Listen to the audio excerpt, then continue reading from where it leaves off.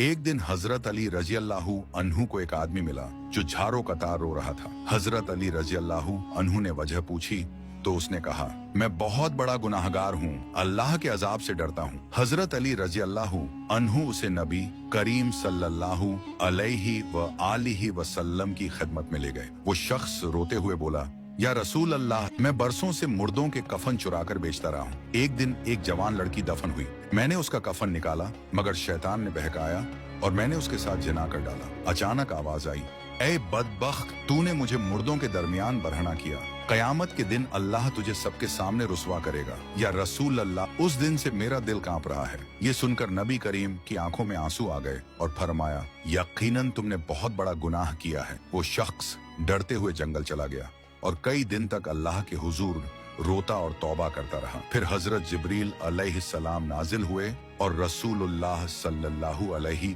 व आलिहि वसल्लम से अर्ज किया, अल्लाह फरमाते हैं कि उस शख्स की तौबा कबूल कर ली गई है और उसके सब गुनाह माफ कर दिए गए हैं। नबी करीम ने फौरन एक सहाबी को भेजा और फरमाया, जाओ उस शख्स को बता दो कि अल्लाह ने उसको माफ कर दिया है।